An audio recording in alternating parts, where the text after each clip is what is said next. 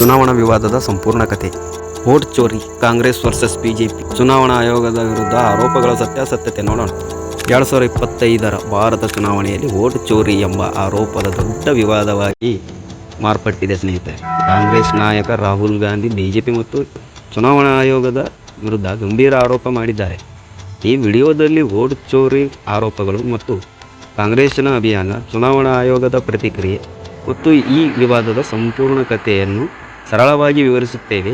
ಈ ವಿಷಯದ ಬಗ್ಗೆ ನಿಮ್ಮ ಅಭಿಪ್ರಾಯವೇನು ಎಂದು ಕಾಮೆಂಟ್ನಲ್ಲಿ ತಿಳಿಸಿ. ಚಾನಲ್ನ ಸಬ್ಸ್ಕ್ರೈಬ್ ಮಾಡಿ ಮತ್ತು ಬೆಲ್ ಐಕಾನ್ ಒತ್ತಿ.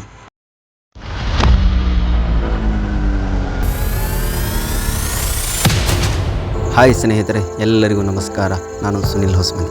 ಇದು ಭಾರತದ ರಾಜಕೀಯದಲ್ಲಿ ದೊಡ್ಡ ಚರ್ಚೆಗೆ ಕಾರಣವಾಗಿರುವ ವೋಟ್ ಚೋರಿ ವಿವಾದದ ಬಗ್ಗೆ ಮಾತನಾಡೋಣ. ಈ ಆರೋಪ ಏನು, ಯಾರ್ಯಾರು ವಿರುದ್ಧ ಆರೋಪ ಮಾಡಲಾಗಿದೆ ಮತ್ತು ಇದರ ಸತ್ಯಾಸತ್ಯತೆ ಏನು ಎಲ್ಲವನ್ನು ಈ ವಿಡಿಯೋದಲ್ಲಿ ತಿಳಿದುಕೊಳ್ಳೋಣ. ಈ ವಿಡಿಯೋ ಇಷ್ಟವಾದಲ್ಲಿ ಲೈಕ್ ಮಾಡಿ, ಶೇರ್ ಮಾಡಿ, ಸಬ್ಸ್ಕ್ರೈಬ್ ಮಾಡಿ.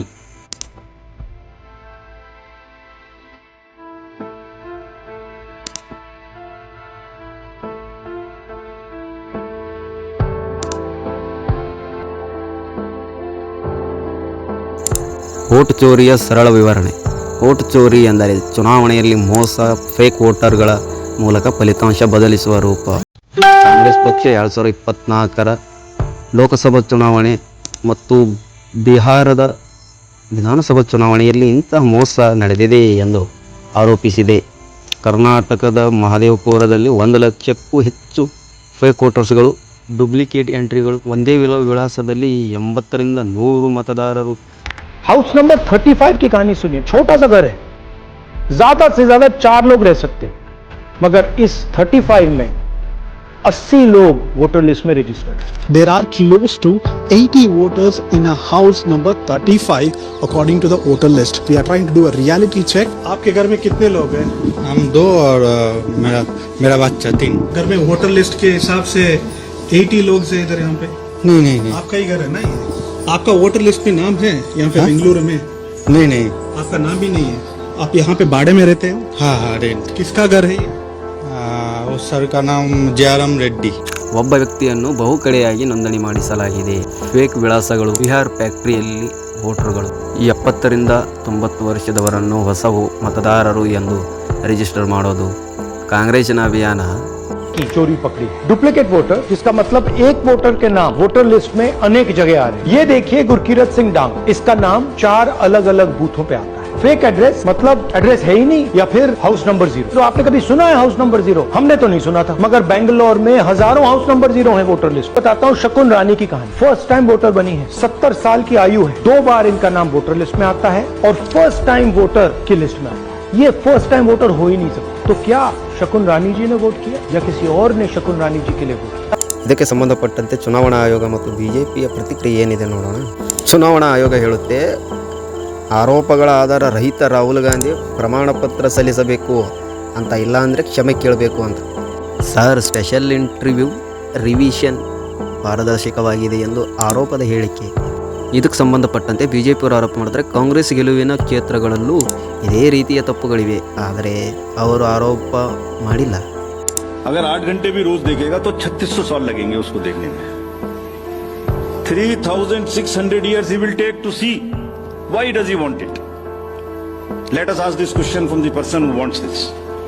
जब आप 2022 के लक्ष्यों को ठेलकर 2047 तक ले जा सकते हैं, तब फिर 10 साल लगे या 3600 साल लगे, अगर चुनाव की प्रक्रिया पर संदेह हुआ है तो उसे दूर करने के लिए हजारों सॉफ्टवेयर इंजीनियर को इस काम में लगा देना चाहिए. ಸೋಷಿಯಲ್ ಮೀಡಿಯಾದಲ್ಲಿ ವೋಟ್ ಚೋರಿ ಟ್ರೆಂಡ್ 1 ಮಿಲಿಯನ್ ವೀಕ್ಷಣೆಗಳು. ಕಾಂಗ್ರೆಸ್ಸಿನ ಕ್ಯಾಂಪಿಯನ್ಗೆ 19 ಲಕ್ಷಕ್ಕಿಂತ ಹೆಚ್ಚು ಮಿಸ್, 32 ಲಕ್ಷ ವೆಬ್ಸೈಟ್ನಲ್ಲಿ ವಿಸಿಟ್ಗಳು. ಇದು ಜನರ ಅಭಿಪ್ರಾಯ. ಕೆಲವರು ಕಾಂಗ್ರೆಸ್ಸಿನ ಆರೋಪವನ್ನು ಬೆಂಬಲಿಸಿದರೆ, ಈ ಥರದ್ದು ಇದು ರಾಜಕೀಯ ಕುತಂತ್ರ ಎಂದು ಭಾವಿಸ್ತಾರ್ರಿ ಅಂತ ನಮ್ಮ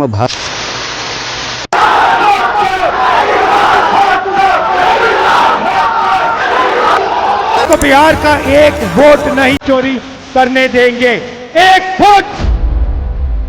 ಸುಪ್ರೀಂ ಕೋರ್ಟ್ನಲ್ಲಿ PIL ಮತ್ತು ತನಿಖೆಗೆ ಒತ್ತಾಯ ಹೆಚ್ಚಾಗುತ್ತಿದೆ. ಬಿಹಾರದ ಚುನಾವಣೆಯ ಮೇಲೆ ಪರಿಣಾಮ ಬಿದ್ದೇ ಬೀಳುತ್ತಿದ್ದರಿಂದ ಜನರ ಗಮನ ಸೆಳೆಯುತ್ತಿರುವ ಈ ವಿಷಯ ಚುನಾವಣಾ ಆಯೋಗದಿಂದ ಡಿಜಿಟಲ್ ವೋಟರ್ ಪಟ್ಟಿ ಬಿಡುಗಡೆಗೆ ಒತ್ತಾಯ ಮಾಡುತ್ತಿದ್ದಾರೆ. और हमने इलेक्शन कमीशन से कहा कि आप हमें वोटर लिस्ट दीजिए, वीडियो रिकॉर्डिंग दीजिए. इलेक्शन कमीशन ने मना की. ना उन्होंने हमें वोटर लिस्ट दी और ना उन्होंने वीडियो रिकॉर्डिंग दी. डाउट हुआ क्यों नहीं. ವೋಟ್ ಚೋರಿ ರಾಜಕೀಯ ಆರೋಪವೇ ಅಥವಾ ಭಾರತದ ಚುನಾವಣಾ ಪ್ರತಿಕ್ರಿಯೆಯಲ್ಲಿ ದೊಡ್ಡ ಕೊರತೆ ಇದೆಯೇ? ಇದರ ಸತ್ಯಾಸತ್ಯತೆ ತಿಳಿಯಲು ಇನ್ನಷ್ಟು ಸಾಕ್ಷ್ಯ ಬೇಕು. ಆದರೆ ಒಂದು ಸ್ಪಷ್ಟ, ಜನರ ವಿಶ್ವಾಸವೇ ಜನ ಅಧಿಕಾರದ ಆಧಾರ. ಕಾಲ್ ಟು ಆ್ಯಕ್ಷನ್. ನಿಮ್ಮ ಅಭಿಪ್ರಾಯವನ್ನು ಕಾಮೆಂಟ್ನಲ್ಲಿ ತಿಳಿಸಿ. ಈ ವಿಷಯ ಬಗ್ಗೆ ಇನ್ನಷ್ಟು ತಿಳಿಯಲು ಚಾನಲ್ನ ಸಬ್ಸ್ಕ್ರೈಬ್ ಮಾಡಿ. जागो मेरे भैया आया